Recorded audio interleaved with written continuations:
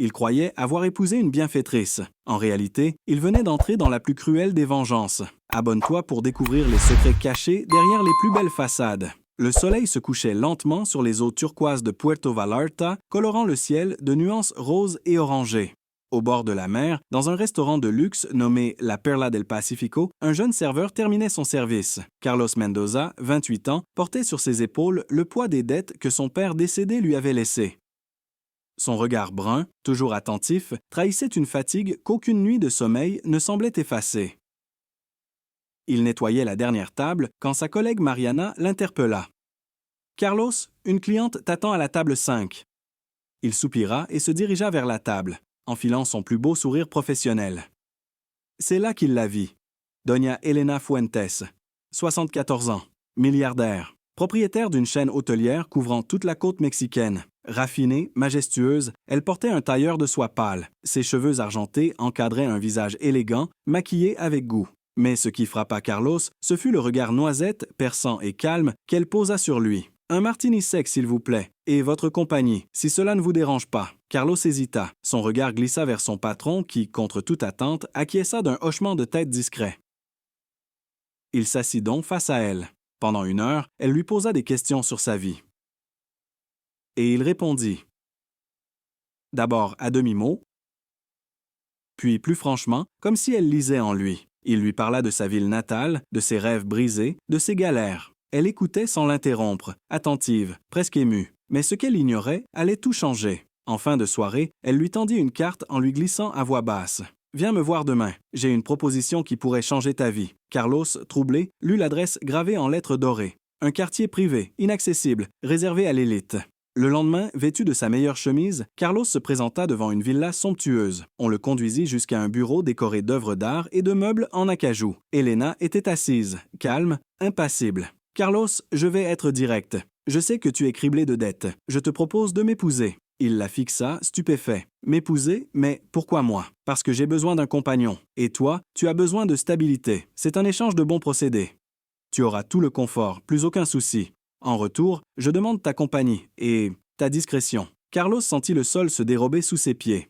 C'était insensé, mais il avait 3 jours pour réfléchir. Et chaque jour qui passait, la pression de ses dettes se faisait plus lourde. Sauf que le destin avait d'autres plans.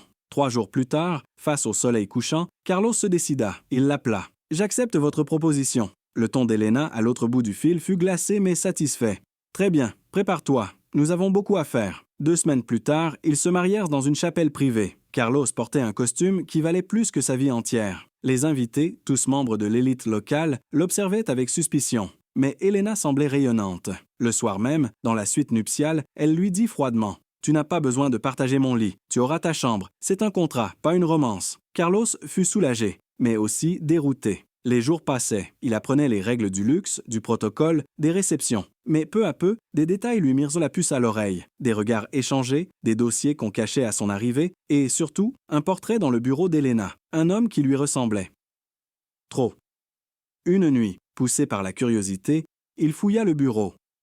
Et ce qu'il trouva glaça son sang. Des documents sur son père, des photos de sa famille et un arbre généalogique. Il était lié aux Fuentes.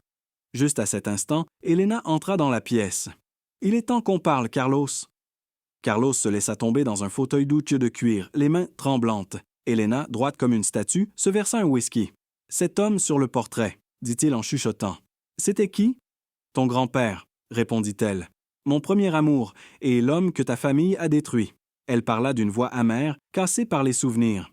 Il y a 50 ans, elle et son grand-père rêvèrent de bâtir un empire hôtelier. Ils étaient jeunes, amoureux, pleins d'ambition. Mais le père de Carlos, encore adolescent à l'époque, manipula des contrats, soudoya des fonctionnaires et fit tomber toute la famille Fuentes dans la ruine. Le grand-père mourut dans la misère. Le père de Carlos, lui, bâtit sa fortune sur les ruines de ce rêve brisé. « Mais mon père est mort couvert de dettes, » protesta Carlos. « Parce que je l'ai décidé, » répondit-elle. « Il m'a fallu des décennies, mais j'ai repris chaque centime qu'il avait volé. Et maintenant, c'est à ton tour de payer. » Carlos resta figé.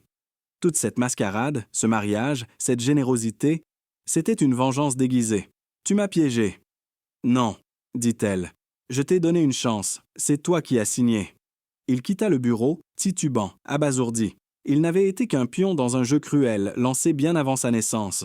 Les jours suivants furent un supplice. Elena, en public, jouait le rôle de l'épouse parfaite. En privé, elle était froide, autoritaire, méprisante. Chaque sourire dissimulait une menace. Chaque regard était un rappel. « Tu es à moi ». Un matin, alors qu'ils prenèrent le petit déjeuner sur la terrasse, elle déclara d'un ton faussement doux. « Il est temps que tu participes aux affaires de la famille. » « Quoi? Rien de bien compliqué. Quelques réunions, signer quelques papiers. Officiellement, tu es un Fuentes, maintenant. » Carlos comprit qu'elle allait l'impliquer dans ses magouilles. Et peut-être pire. « Tu ne peux pas m'obliger, dit-il, la voix tremblante. Je te rappelle que j'ai sauvé ta misérable existence. Un mot de moi et tu retournes à ton monde d'avant.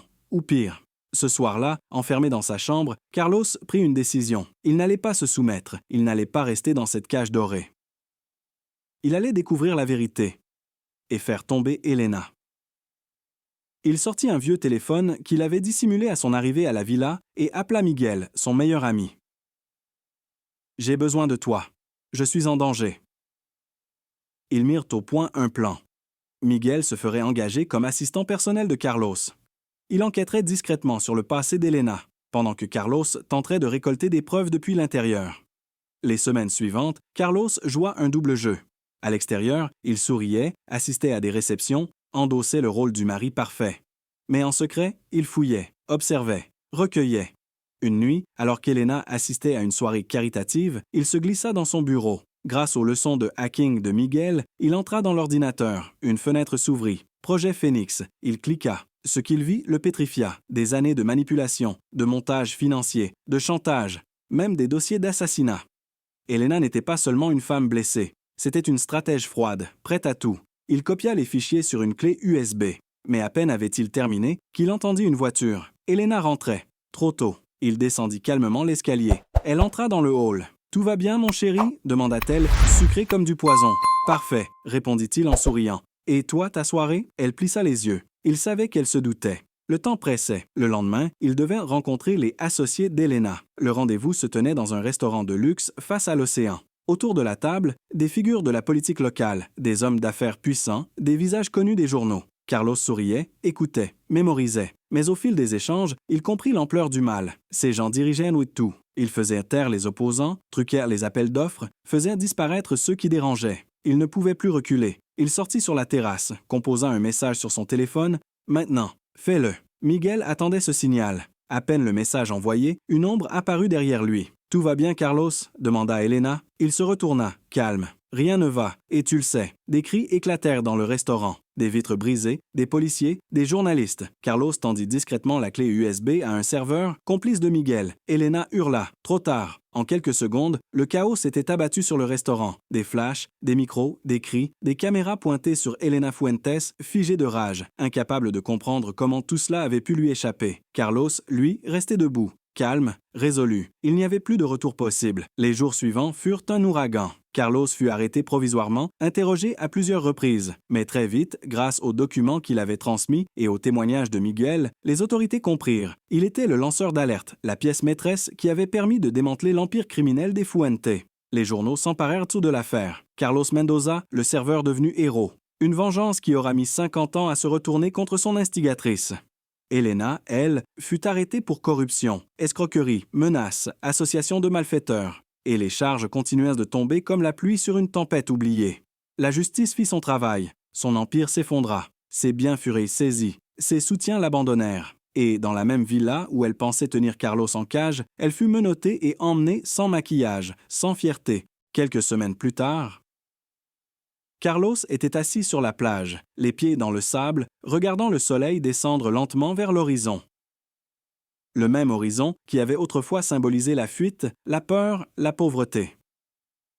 Aujourd'hui, c'était un symbole de paix. Miguel vint s'asseoir à côté de lui, lui tendant une bière. « Alors, héros national, comment tu te sens ?»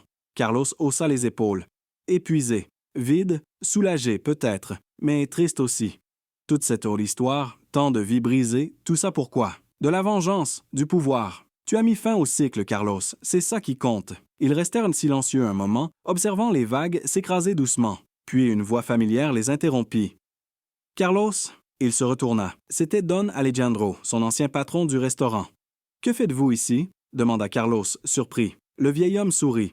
Je viens te proposer quelque chose. La Perla del Pacifico a besoin d'un nouveau gérant, quelqu'un qui connaît la salle, mais aussi les requins en costume. Tu serais parfait. Carlos resta sans voix. Puis il sourit, un vrai sourire, pour la première fois depuis des mois. Ce serait un honneur, Don Alejandro. Ce soir-là, dans son nouveau petit appartement face à la mer, Carlos contempla le vide laissé par cette tempête. Mais dans ce vide, il y avait de l'espace. Pour reconstruire, pour respirer. Il sortit une vieille photo de son père, le regarda longuement. « Tu sais, je pense que tu serais fier. Pas de mon mariage, mais de mon choix.